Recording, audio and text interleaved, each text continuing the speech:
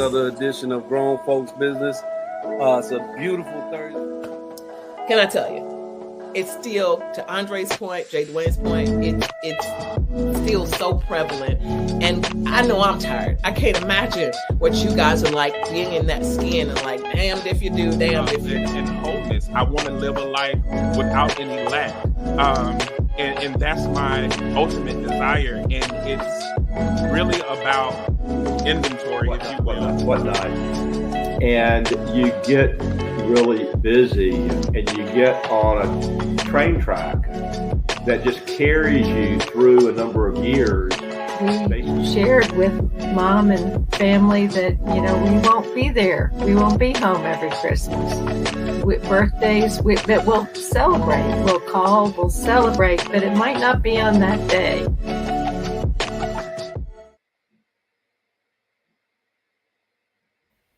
All right. Welcome to another edition of Grown Folks Business on this little mid-weather, not too hot, not too cold Thursday evening. Glad to see some familiar faces as always. Lisa, it's been too long. Glad to see you back in the little squares there. Jay Dwayne and Celeste, greatly appreciative of you guys revisiting and sharing the time with us here. It's a new year. I want to, make sure I give each of you a moment to express whatever it is you feel like you should in regard to 2023 and what's ahead in 2024 for you guys. I'm just always appreciative and grateful to share this time and to chop it up with you. This will be part 2 of our conversation. It rolls downhill. Is our tipping culture out of control? So we're going to just revisit what we talked about, I think now almost a month ago, solid, about our tipping culture in America. Who's due that increase in what you paid for something because of quality service, or who's due it because it almost is forced upon us, it's heaped upon us to just go and pay that extra percentage.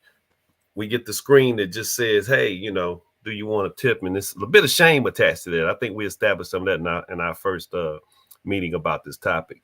So as always, please police your mute button. That means mute yourself, and only when you unmic and talk to us, when I ask for your insight, will I look for your mute button to be open. And Mary Carmen, I'm glad you can make it on air. You usually are typing some gems into the chat box, but there's a microphone looking symbol in your right hand corner of your screen. There you go. So that way, if you get some background noise, you're not heard. But glad you could be on air with us tonight. You're always welcome, and we always appreciate what you type into the little chat box. It's generally some words of wisdom and some appreciation for what we do in the space. So welcome to Grown Folks Business in the Square for the first time. So first off, I do want to get those thoughts about 2023 and what you have going forward in 2024. Just keep it, kind of short and sweet so we can finish covering our topic of tipping tonight. But I'm going to start with you, Jay Dwayne. 2023 is gone. A lot of times people have this energy towards some type of recognition or transition to something new and different. So however you want to phrase it, what was 2023 and what's 2024? Oh, 2023 was like an amazing year for me to just reconnect with myself. I look at that as definitely a reconnection year. Went through things I didn't want to go through. And it just forced you. And it's like, it taught me a lot about you can plan. And we talk about the literal system or the lateral system that is part of the American psyche. You can plan a lot of stuff and you can do everything by the book, but sometimes the cards are just not in your favor. And people always talk about dealing with the hand that you dealt, but sometimes the jokers are wild and sometimes it's just a straight hand. And I just learned a lot in 2023. I can't say that I'm really grateful for it, but I can say that it has definitely allowed me to really get reacquainted with who Jay Dwayne Garnett is.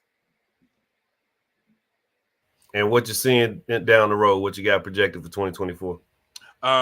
In 2024, I'm just really hoping to be a continuation of this evolution of embracing self along the way. every time you think you embrace yourself, you find out that there's more uncovering to do. I definitely want to take the organization that I founded, Love is a Parable, to the next level and really get some grants in there. And even I've been challenged with my mentor, Merrill, over there too, to really make it happen. And so this year we're going to try to move and shake so I can be a boss like Lisa this year.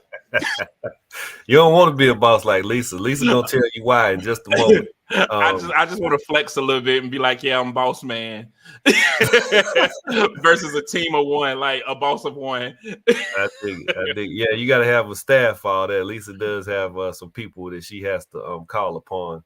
I want to go next because I wanted to get the guys out of the way. I want to leave these past and future conversations to the women after Jay and I went. So my thoughts about 2023, I actually saw some things and some possibilities that I believe will be more firmed up and more strategically staged for the long game in 2024. So in 2023, I saw the possibilities. In 2024, I'm trying to sustain them and make them more real and move forward in an impactful, meaningful way with the time that I have allotted here on this ball of mud. So I want to see 2024 be a little bit about action and firming up and normalizing what I found out was possible in 2023.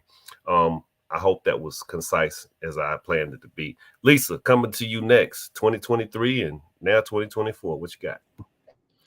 Oh, man, 2023 was fantastic. I'm so sorry, Jay. Bro, it was amazing. And this is coming on the heels of a conversation. Today's Thursday. I had a pretty in-depth conversation on Tuesday because 2024 sounds cliche-ish, but I'm looking for more of it, but in a better way. And my man Jay is part of the team that's helping turning everything around, even be better. And Tuesday, a conversation I had, it was a challenging day Tuesday because as I was explaining to one person, it's like, go ahead, tell me what's going on. I said, if I tell you, you can't understand it. And no. And so they were like, okay. So I said, okay. So I started running down this list of things that are in my brain. Oh, well, see, this is what I tried to warn you about. Maybe you're doing too much. I said, see, you don't understand. Just because I'm running down things that are in my brain, right, doesn't mean I'm doing too much because there's synergy. I said, but the way I move now in this healthier space is once I hear something or I'm exposed to something, I have to, marinate on it, and I don't pop off. I don't just go off. I have to see how I'm going to move in order to impact community.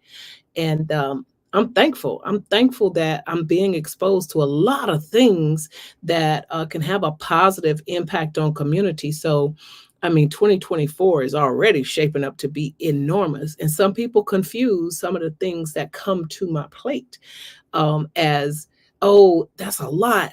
Well, it's a lot for you. Right.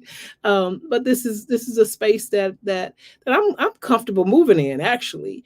And for what's available for my community. And my community starts with the team of me first, me, and then out to Team Lisa, my children, then out to, my immediate community, my Black community, and then, Greensboro, Guilford County, North Carolina, United States, what have you. But I'm excited. 2023 was a whirlwind, and I'm ready for the next ride. Thanks, Jay, for coming along. And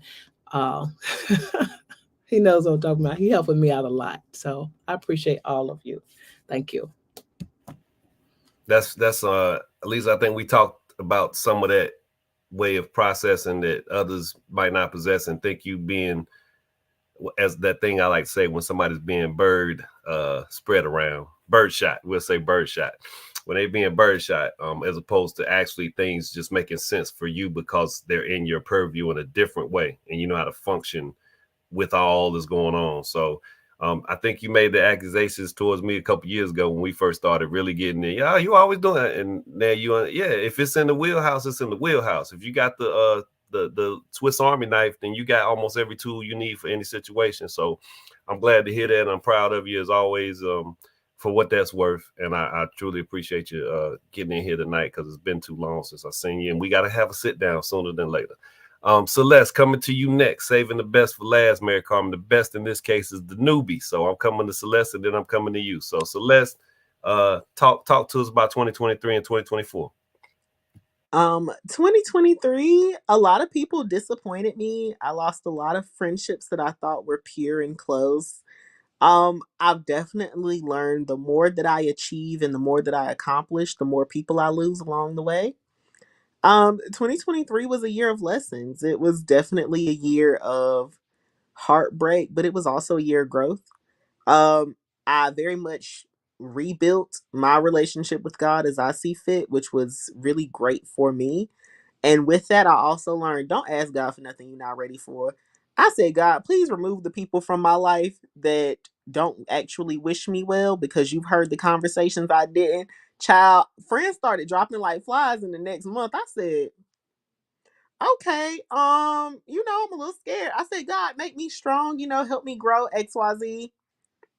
Started dealing with situations in law school. I wasn't actually, it's the first time I met somebody who didn't like me because of the things I had accomplished, because the things that I accomplished, they didn't feel were good because they were too liberal. And I was just like, so you judge me off of my work.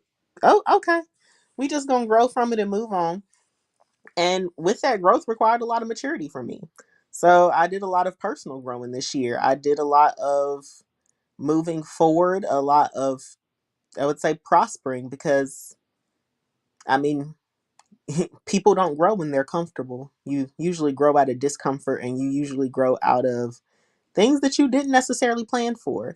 And so 2024, I'm going to take the lessons of 2023, and I'm going to move forward, accomplish, and achieve. And Felton, I was foolish enough to say, after I get my JD, I'm going to go finish my PhD. I got problems, y'all. I think I like going to school too much. I don't know what's wrong with me.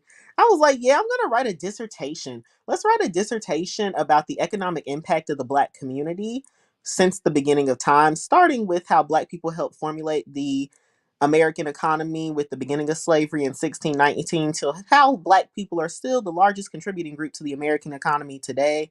Yeah, I got problems, y'all. But it's going to be a wonderful 2024. It's going to be a 2024 full of growth, full of love, full of peace, and full of accomplishment. And we're going to keep pushing forward to talk about how the Black community is great and all the things that we can do to be better. Awesome. So I do always appreciate witnessing growth, and I'm not the person that has the highest understanding of what it is to grow in a good way, bad way.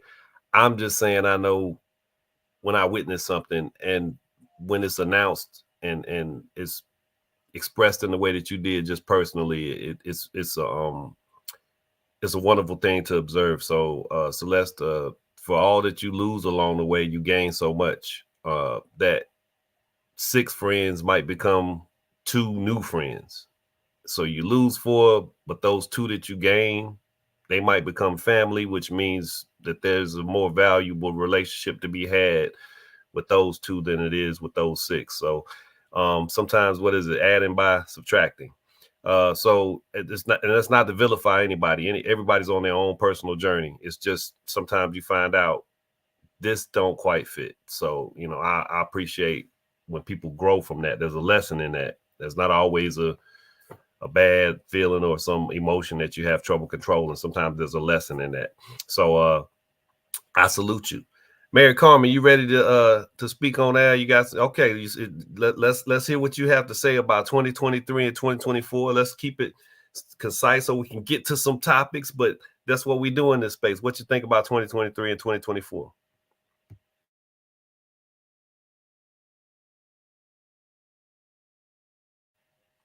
You got the mute button, or are you froze? Uh-oh, I think we lost her. Like she froze. Yeah, Mary Carmen's froze.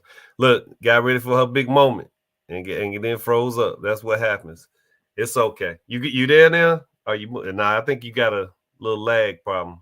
So listen, you might want to turn your camera off and see if that allows for you to speak. And if that don't work, we'll just come back to you, or just try jumping off and jumping back on if you're having that much issues. Yeah, I think she's frozen. Okay, so when she gets back right, we'll catch back up with her. Lisa, I'm coming to you because this was a topic that I think you and I discussed a long time ago, I feel like we were together or something, and I said something about that's a good topic for the show about tipping. So Mary Carmen, did you get unmuted? Okay. Yeah, I think you might have to jump back. You're gonna have to jump out and jump back in. I think it's like I'm your on signals. now. Huh? Yeah, you got a lot of lag. So yeah, I'm gonna stay with you right now, Lisa, till Mary Carmen gets that sorted out. Yeah, buddy. Okay, I'm gonna see if we can get her sorted out first. So, Lisa, we talked about this, and you missed the first show, but we talked about what does it say about businesses when it's just this expectation of a tip? What does it say about us societally when it seems like people are just not paying what they should be paying to their workers because everybody's just in this expectative tip mode, and it's being built into the things that we just used to take for granted, whether it's swiping a card or going to pay a bill. Is first thing you see is something about a tip. So it was some of that, and it was do you have some disgruntledness that the quality of service is being disrupted, and we kind of went there, and then Jay had his opinions on matters of people tipping because of him being a worker in the field of being a server of some sort. I had some feedback because I was a busboy at one time, and I didn't get tips, but the waitresses gave me pieces of their tips if I got their tables clean fast enough. So there was some inclination to do something quality related. Now, some of that's gone out the window from my perspective. If you can disrupt it, please do. But what do you, real quick, to kind of catch you up, because we've talked about this some, Celeste and Jay Dwayne and myself. So quickly to catch you up, what are your thoughts on where we are as a American society, as a culture in terms of tipping? Do you have any, has that begun to do something to you? Do you feel good about it now when you see that 15% already added in? Talk to me. Cause I am a service-minded person, and but I'm also good at reading comprehension. And so I pay attention to details. Some people don't. And if they try to put it on my bill and I didn't agree to it, it's coming off. And I will tip people based on their service. And I just believe in that. I don't believe in entitlement to anything, whether you are a server or in a servant career field, or whether you are in any other career field. And I do appreciate tipping, because it's my way of showing a level of gratitude for having good service. So one quick example of that is my grandson turned 9 years old last week, and my daughter said my grandson wanted to go to this restaurant, and I ain't gonna name the place, but it was crazy. It was really expensive, and they served crab legs and all this other kind of stuff. And I was like, what 9-year-old want to go to this place? But whatever. Super expensive, and they had a B for their sanitation grade. And so I looked it up, their environmental health rating, and it was a lot of awful stuff, right? But hey, I decided this ain't my time. I'm just not gonna argue, fuss, or fight with it. And I bought my grandson what he wanted, and a 9-year-old got almost $50 meal. And whatever, hey, but the tip was actually on the bill, and I didn't argue with it because that server was fantastic. I mean, she was just a fantastic person. I actually ended up giving her more. Restaurant, I don't know why they're still in business, and due to low quantity of people there, it might not be in there long, be in business long, but I believe in rewarding good service. So whether that is someone in the restaurant business or whether that is somebody in a C-suite, and but you don't just get entitled to it just because this is your chosen career path. So I'm pretty passionate about that, and I'll educate anybody that likes to fight with me on otherwise. I dig it. And it is, to me, environment, timing, and I mean when how fast your food comes out. You and I had an experience that kind of disrupted that, and you feel bad for the service because it's not necessarily them, but the kitchen, is letting people down. And fascinatingly enough, I was at a restaurant once. Service was great, and this was something I wanted to introduce. I don't think I did the last time we had this conversation, but this is the only place I've ever eaten at that had a line that said kitchen tip, and it blew my mind. I had never seen that, and that's the only place I still have seen it. I was filling out the tip. Oh, Dorian says, "Oh wow, it was that bad." Now I want to know. Hey, you have to tell her off air. And look, we ain't gonna get on here and end it like my man that goes to different states and eats. I can't think of his name, but he's a pretty popular guy. That's hilarious. But hey, I'm not gonna get NC 100 sued. Yeah, okay, we can't. I'll You tell can't. y'all We can't have that slander lawsuit. We can't be slandering nobody. You talking about Keith Lee or Mr. Chowtown? Yeah, exactly. Chowtown. Because Yeah, he local, North Carolina. Is it? Oh no, it's another guy. It's a young guy. I think he's from Vegas or something. But anyway, he goes around. Keith Lee. Yeah, is that who that is? Yep. Okay. Okay. Mm-hmm. No. Yeah. Okay. Yeah. That's Hey, him. can I ask something real quick? You just reminded me. Mm-hmm. I so value good service. When my food has not been good, it has been several occasions that they have not charged me for the meal, and I have still tipped the server generously. Yeah. I know. That's what I mean. I've been places where you're catered to in a certain way that you're just like, boom, I got this. And I had two quick stories, and that was the one where I'm at this restaurant in Charlotte, and it's great food, great atmosphere, but I'm putting down, my charge and my tip, and I wrote down on the line the total because I thought it was the total line, but it said kitchen tip. I said, what is this? I've never seen this before. So the kitchen's not getting paid enough either. That was my feeling and sentiment. Now, one time I was in Las Vegas. I was in this nice restaurant, and this the waitress made sure to let us know there's already gratuity included. Now, as much as you kind of gristle, you're in a nice place, and the food's really good. And they spilled water on my shoes, so they gave me a discount. She was awesome server wise otherwise, so she got a little bit more than what was there. And it's not because we always have it to give, but you recognize when somebody's actually catering to you in a specific way that ingratiates them enough to say, I got to give this person a little extra. Now, Mary Carmen, I'm coming back to you. Are you got everything sorted out on the technical side of things? That's not my strong suit, so hopefully you can unmute and let's see if I can hear you. I think I'm on now. All right. Issues with the streaming in my laptop. All right, all good. Let me read Dorian's comment. Dorian on a roll here. She said, kitchen tip, never heard of such. And I'm in Charlotte, so I need the name of that place. I'll give it to you. And, it's a great place. Don't let the kitchen tip deter you.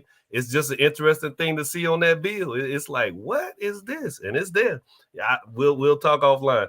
Mary Carmen, really quickly, if you can give me that 2023 versus 2024, what happened and what's going to happen. And then we'll keep rolling with the topic. Sure. I had a lot of challenges. I'm going to have to piggyback on one of the comments.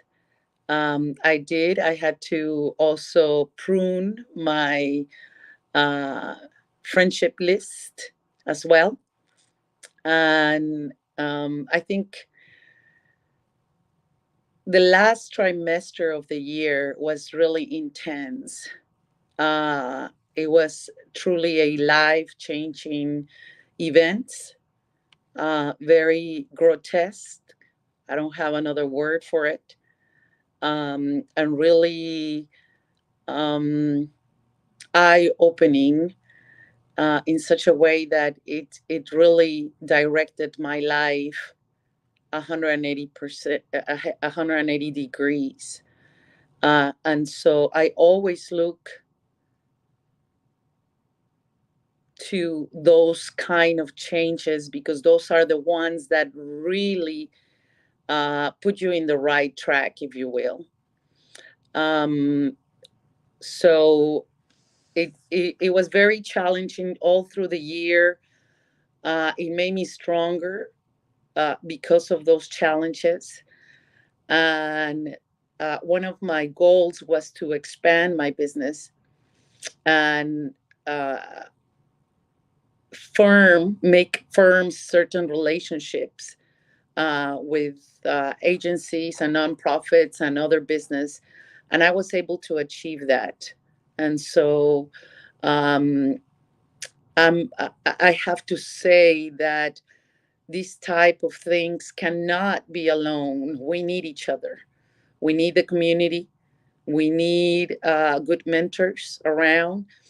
And even though I have reached out to some of the people that I was hoping to acquire as mentors, and people are just not willing to put faith in certain people anymore, and that's a shame, because they die with this knowledge that can be passed on, if you will.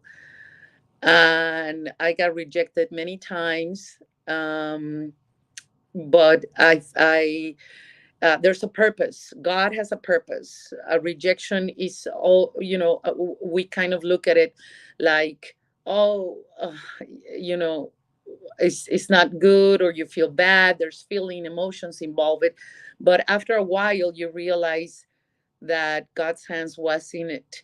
And so it was like a prevention, if you will. So I have the right mentors now. I met new friends. Awesome. And 2024 started great. It's the 11th year, the 11th day of the year. And it's been just so awesome, miracle after miracle, and expansion, and looking forward to this 2024 in a personal level, as an entrepreneur, as a server for the community in the governmental branch, and expanding other things. So I'm looking forward to it. Well, I'm going to say you had me feeling like real down for a moment. I'm so glad. I'm so glad that the first 11 days have shown you what is truly possible. You definitely were reflective of Celeste's comments. Adversity's coming no matter what. You can't plan for everything, and the things that you don't see coming hurt just as much as the ones that you do. So I'm glad that you figured out that it's better to soldier on and understand sometimes you got to cut your losses. So I'm glad that you could share that. Gather your thoughts on the topic of tipping tonight. It rolls downhill. Is our tipping culture out of control? And I'm going to come back to you in just a minute to find out what your thoughts are on that. Huh? I actually already have it. Oh, so you ready? Okay. Well, I'm gonna let you. I am. No, if you're ready, because you got to say something on the topic. Just keep it concise so we can move on and catch some other people. But I want to hear what your thoughts are on the topic. Good. Since you're ready, let's go. I was in Miami, and I found that tip of the kitchen as well in the receipt. I was very surprised, as you were, and I actually left a bigger tip in the kitchen and just the minimal for the waiters. So, and since then, I have been looking for that kitchen tip in other places, and I have not yet found one. It's fascinating, right? It throws you. So that's wild. I've been to Miami recently. I've been to some places that I would think I would see that before Charlotte. And it is very much, I guess, a thing that is being tested. And if it takes off, best believe we'll start seeing it other places. But yeah, it threw me off, and I did not think about that thought. If the food's awesome and you want to throw some imbalance in there, then yeah, you could always stiff the server. I'm joking. I would never stiff the server. Jay Dwayne, you had some interesting thoughts and takes on this thing when we talked about it last. One of the questions that we didn't get to that I would like to bring up, since you had such good responses before, what is reasonable for picking up food? There was a time when it was kind of understood that there was no tip associated with picking up food. Ordering and getting it and leaving the establishment removed the server from the equation. Yet we now find ourselves, I picked up some food today and I ran into it. We find ourselves asked to tip, even if we're just picking food up. Is that something that you're okay with in totality? And I know, before we get too far down the road, COVID triggered a lot of different ways of businesses trying to maintain and keep themselves afloat. But, is that something we've now normalized? Go ahead, Jay. Oh, no, that's pretty simple to me. If I'm picking up the food, I typically don't tip. If I'm getting the food delivered, I do tip. Now, if it's a non-franchised organization, I typically tip. So it's kind of like different things going in, like how much work was. Like if I just called on the phone and I'm coming in just to pick it up, I typically don't tip because I don't feel like any work was done. I think that's where I lean more type Lisa. Like I feel like, okay, now I tip you, but we ain't really do nothing here. And now if it had the kitchen thing on there, I was sitting there thinking like, I actually like that idea, but I'm not finna tip somebody who was just on the phone and wrote my order. If I could tip the kitchen, that actually would be pretty dope. That's something that I do look forward to seeing if it does happen, to let them know that I appreciate them. But if I'm getting it delivered, I always include a tip in the delivery on top of the delivery fee.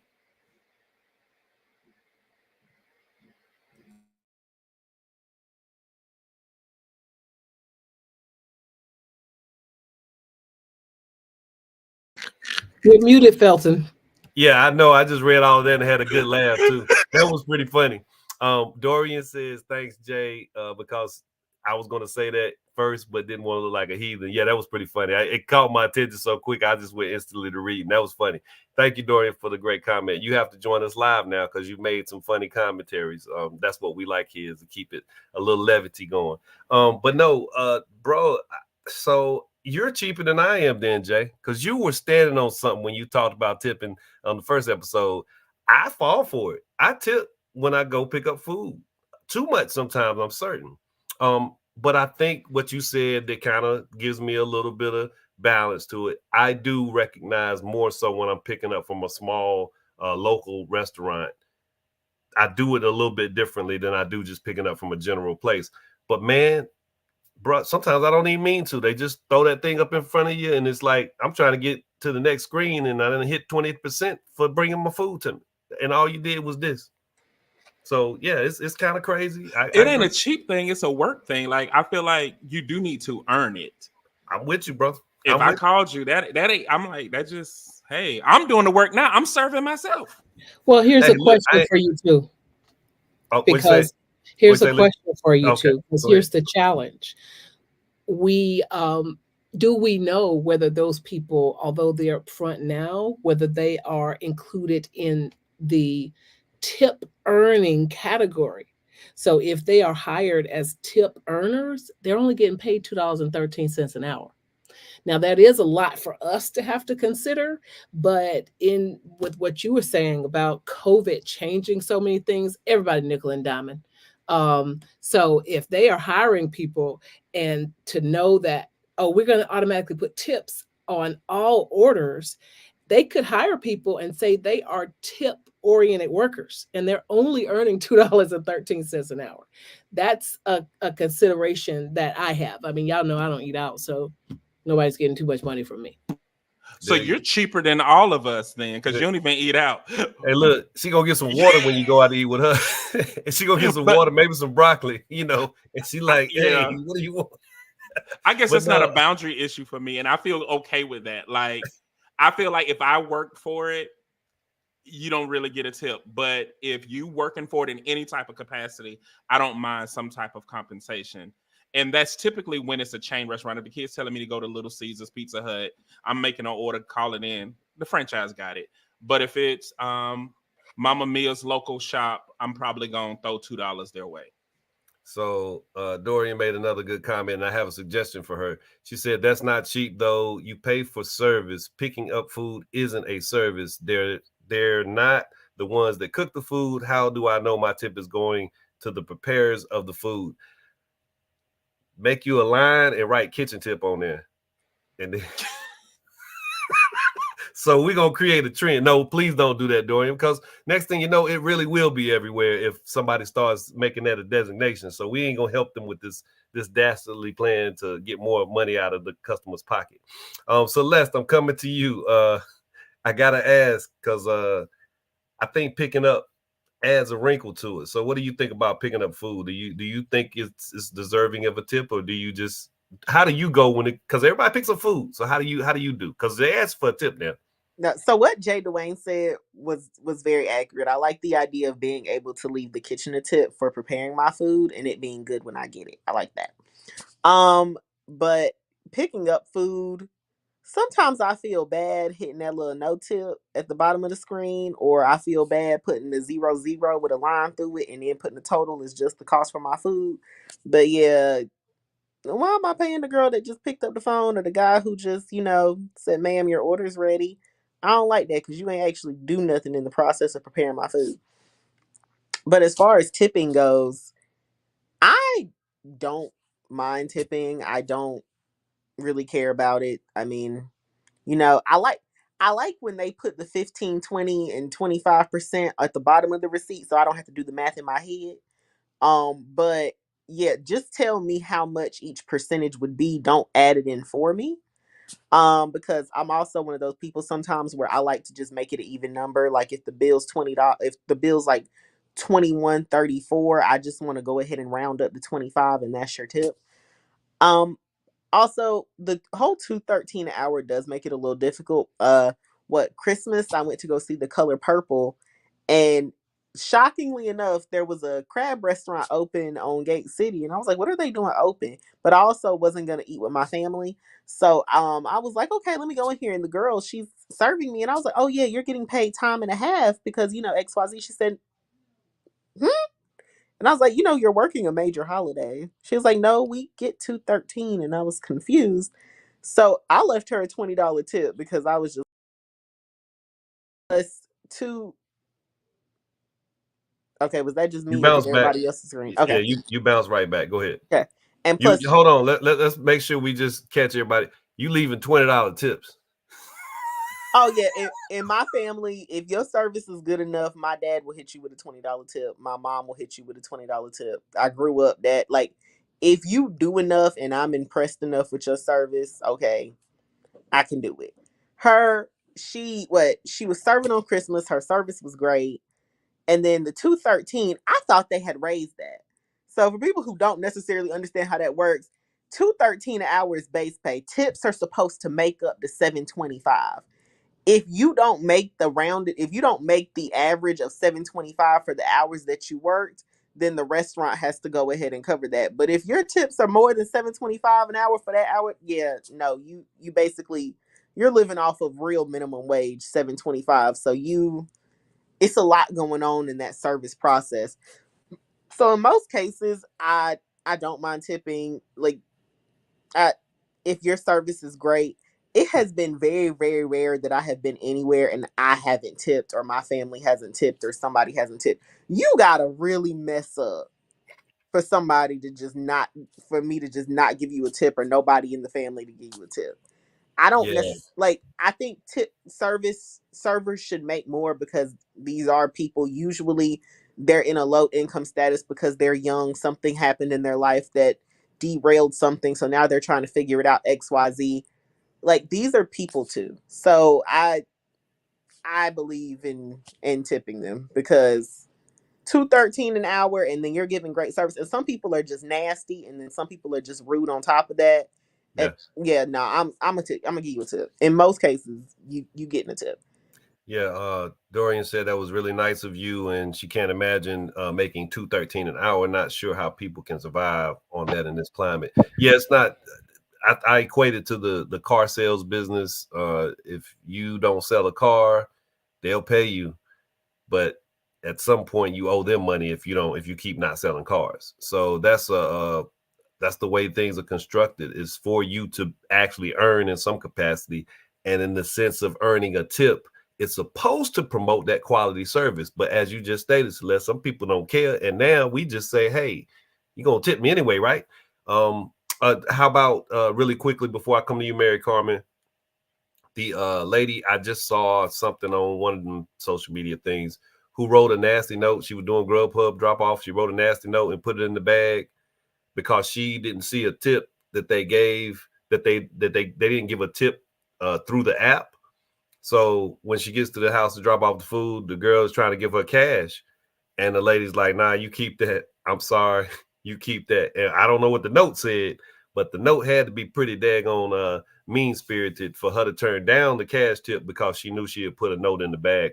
That's the way I understood the story. But that's the climate we're in. There's a notion of expectation, and we've attached that, we've given that to the people. That's why this show is called It Rolls Downhill, because we're getting flack for how sucky this capitalistic society can be towards people who are just trying to make a living. But the customer catching that, the corporations are not.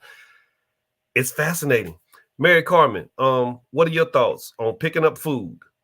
Do you tip? You got two growing young men over there that they I know they eat a lot. So are you tipping the people you picking up the food from? Okay, so there's many levels to this. First of all, I did delivery service for 4 years during COVID. And so I understand very well this tipping situation. There were times my highest tip that I ever received through these delivery services that I was involved with was $100. I would receive gift cards during Thanksgiving. I would find envelopes taped on the door saying thank you with 20, 25, 30, $50 tip. So there is conscious people are always going to be appreciated, and they know very well who to tip. I'm going to agree with many of the comments that I will not tip if I'm going to go pick up a food. I am not going to tip that person who answers the phone and handles my food for me. If there is tipping for the kitchen, I will do that. I always will do that because, I mean, after all, that's what you go for restaurants. But if you think about it, we're always tipping. I mean, I tip my beauty shop when I go and get my, beautification to that. I don't know if the gentlemen tip their, you know, barbers. So any service that is given to you, my rule is that I tip. My rule is that I tip. Now, there are levels of restaurants. There's restaurants where if you have more than 7 people in your party, Yeah. high class restaurants are included already. So it's not a choice. They are included in the bill. So whether you like it or not, you're going to give it. And if you are generous enough, you'll tip the kitchen. A fast food restaurant, of course, I'm not going to tip. Okay, that's what the whole purpose is. Fast food, give it to me, whether I pick it up in the window or I step off, out of my car and go get it. I'm not going to tip that. I tip service. So I am greatly appreciated to all of the people that tip me in my times of delivery service, because there's conscious people, and I will tell you that I have even made friends with some of the people that I serve because they order so much that eventually, uh, uh, you get through the apps, you get these orders, and Ritzville is so small that they eventually people. I mean, I was amazed Mm-hmm. how I would pick up orders for one coffee at McDonald's, and that coffee, if it costs, I don't know, 250 for you to go pick it up, they at the end of the road they're paying $12 for Oh that, wow. or something like that. The tipping plus the service of delivery plus the product that you are actually purchasing. And I was, some of these orders, I was really amazed on how they would just send me to a grocery store just for one bag of chips. Oh wow. And I would wonder what would make a person just get one bag of chips. Now they're minimal, of course, but then I thought maybe that person doesn't have a car, Maybe and they they do, and they need. just like somebody to bring them chips. Well, I mean, if they're not opening the door, they're just leaving it there. So it's just a matter of service. I'm Yeah. going to agree. If you don't get served, I don't tip. Yeah. I think your some of the tips that you earned were indicative of how you carried yourself in certain those situations or even responded.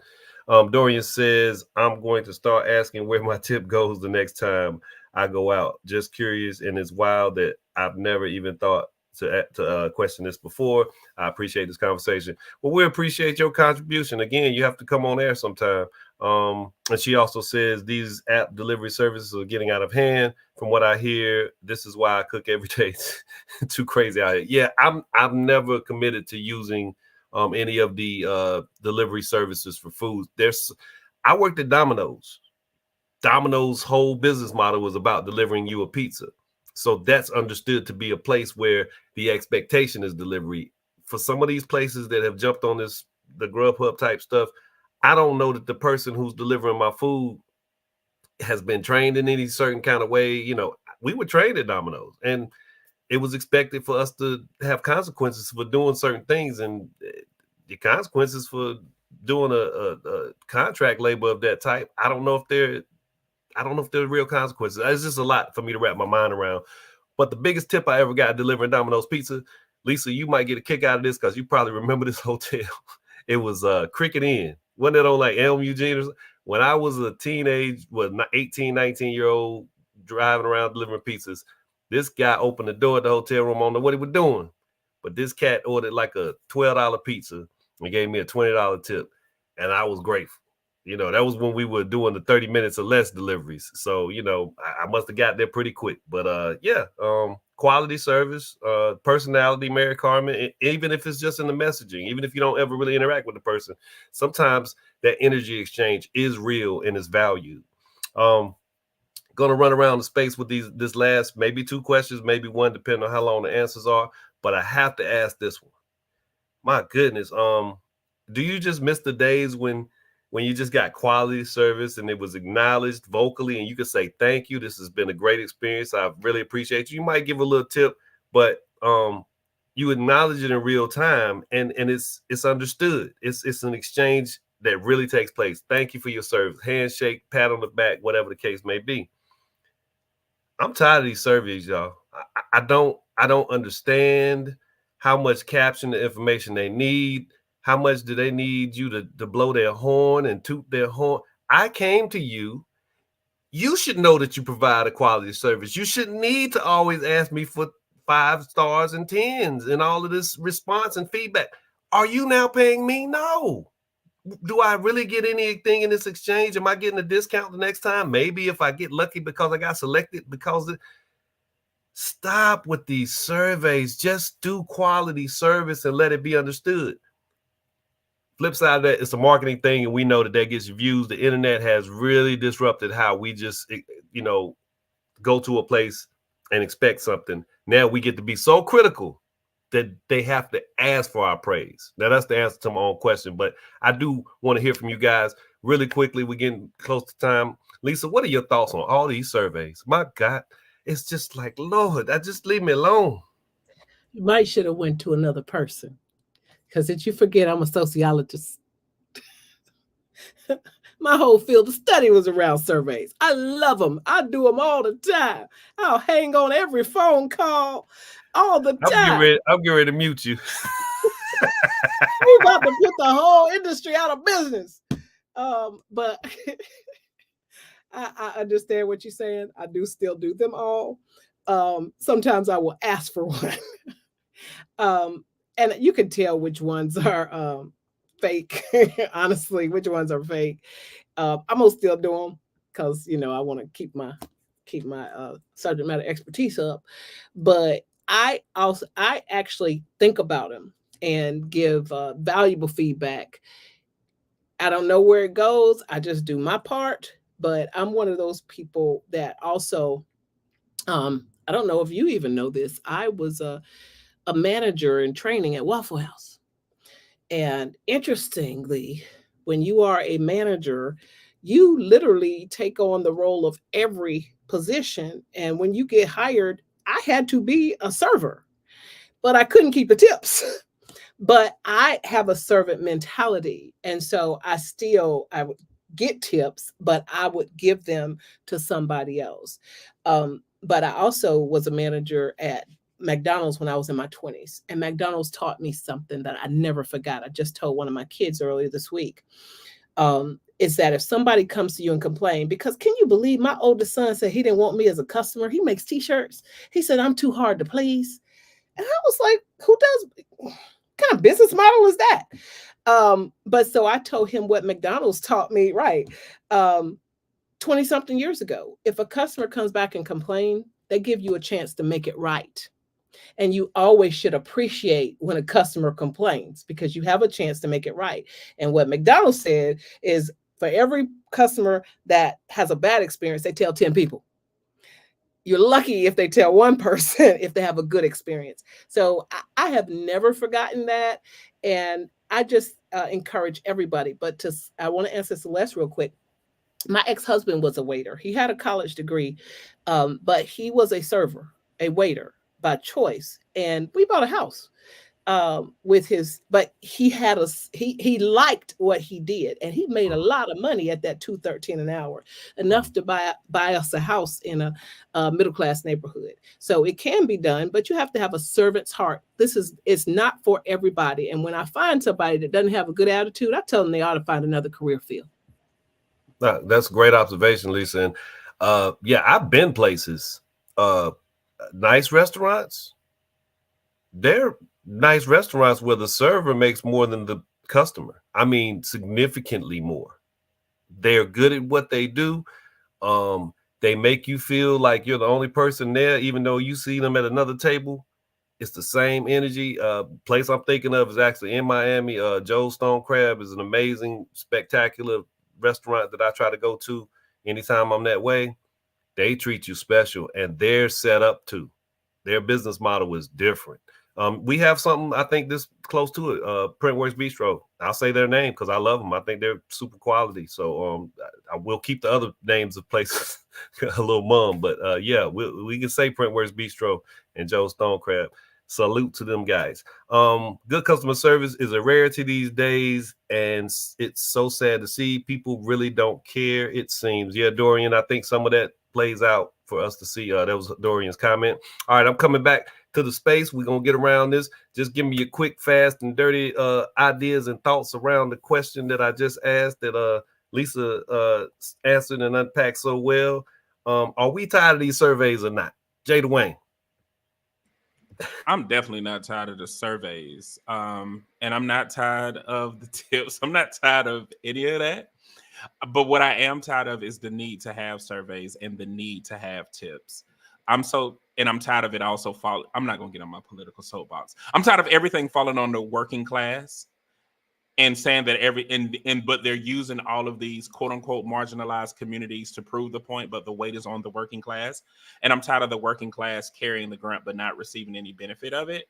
but I never knew a time where tips weren't in my life, and I don't have a problem with it. I do leave surveys, but I am a Google surveyor. I will leave a Google review in a minute, and I will do surveys in a minute, because I like putting surveys where I know it's going to be some type of instant response or gratification.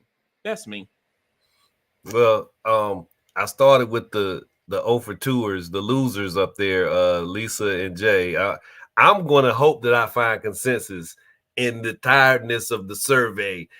And even though Jay said I don't think that we need, I'm tired of needing them and stuff. You know, you try to just pollute my ease of answer. You want to make it complicated and complex. It's all right, Jay. I appreciate you though, man.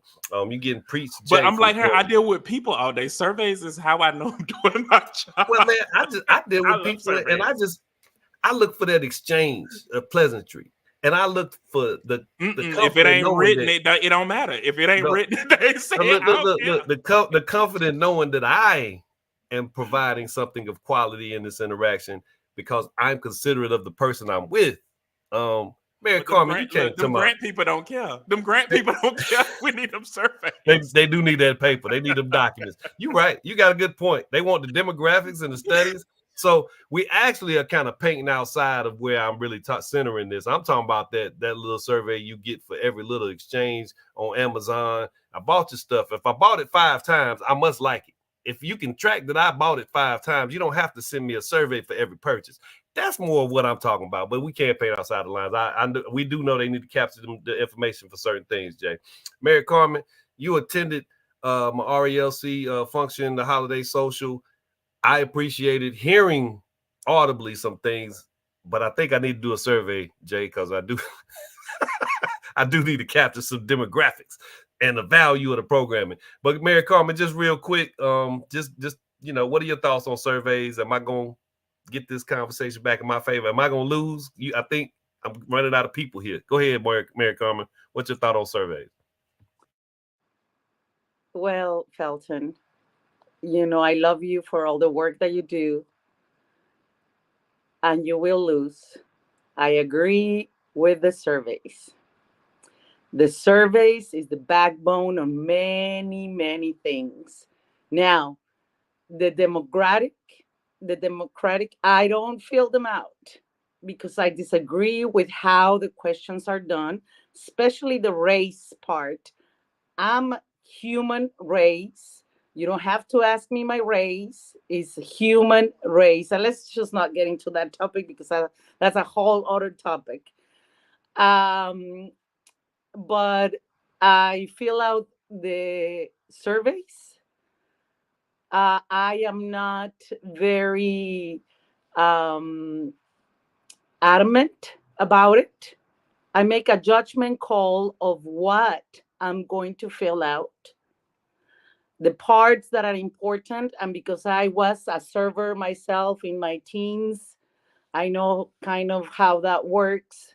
So I give my opinion on the things that will change, that are important for the service to change, not the democratic, not the all of that. The demographic, yeah. Yes, I'm sorry, I'm not saying the word correctly.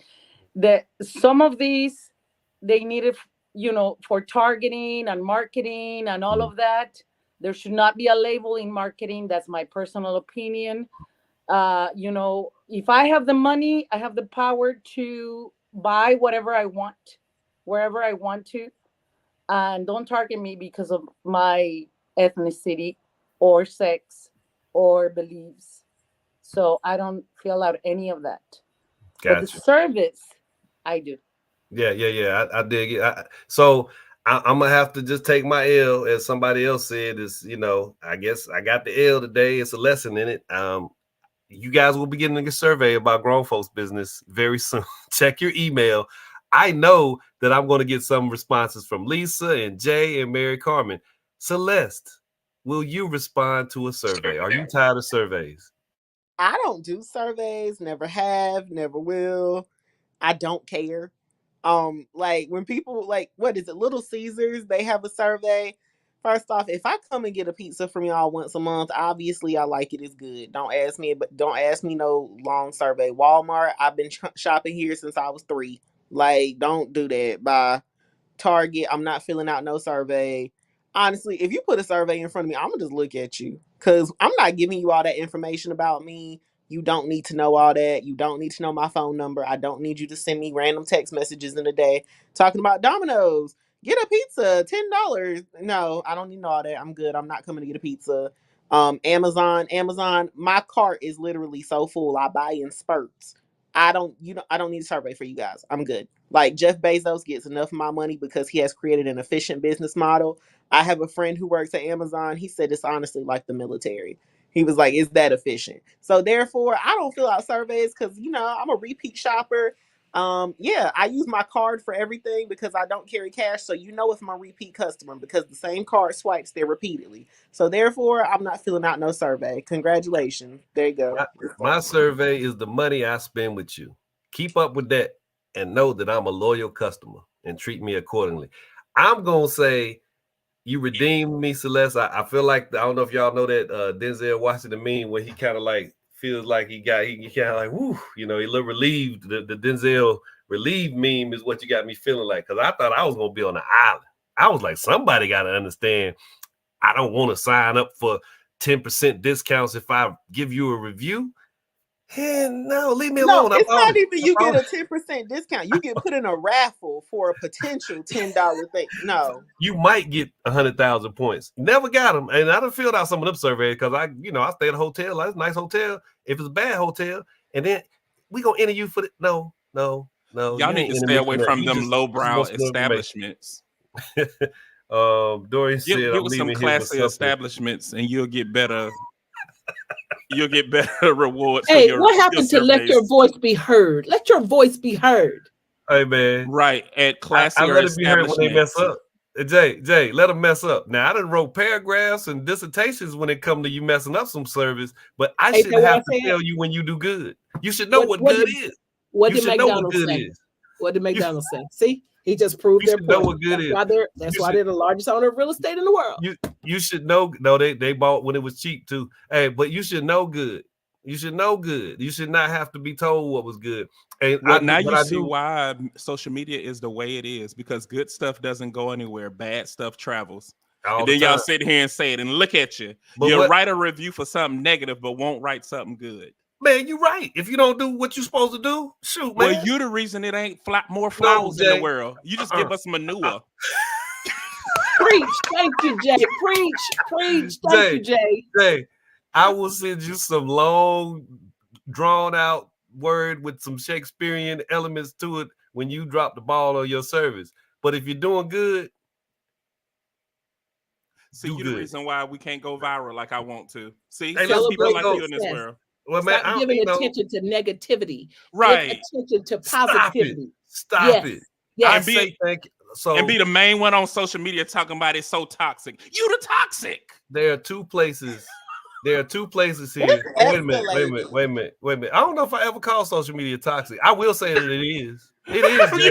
You hate it. You literally have said it. It did say this is not me social right media. there. You stopped me right there. I said I don't like it, but if I said it's toxic, I say it's toxic right now. It's a cesspool, man. It's a terrible. You have said that before, and then talk about this is not social media. It's a horrible place, man. Yeah, this is a different type of space. What we doing here? We having a good time, laughing and talking. Look at this. This is what that thing was supposed to be for, Jay. It wasn't supposed to be for everything it became about.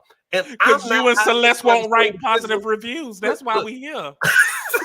I'm not trying to swing the pendulum, but so far I've given some positive reviews. But hey, hold on, I got one for you. I'm gonna leave this alone, Lisa, because we went there. We went to that the wellspring, Well of Mercy. And that's a shout out to Well of Mercy. I gave them a nice glowing review. Thank you. So I do it sometimes, man, but I can't be giving you one every 5 seconds. Go to the post office. Can you go here and say, it's the post office? I mean, good gracious. Anyway, love y'all. Happy New Year, because it's always a pleasure to share time and space with people who are worthy, and you guys most certainly are. Dorian, you've shown yourself to be special person to get to know in this space. She said, I have to agree with Felton on this. Oh, I got to read this one. Hold on. Don't play us out yet. I have to agree with Felton on this. This isn't the normal social media atmosphere. It does seem to be overwhelmingly negative. It's a cesspool. We're going to stay above the fray. I'm blocking Dorian now. We're gonna stay above the fray. Thank y'all for coming out. Dorian, it's been a pleasure exchanging pleasantries through the chat. Thanks for being there, Mary Carmen. Thanks for getting here in person this time. Celeste, greatly appreciate you. Jay Dwayne, as always. Lisa, good to see you in the new year. I look to see you in person very soon. Y'all have a wonderful night. Take good care. We'll see you next week. Be well. 2024.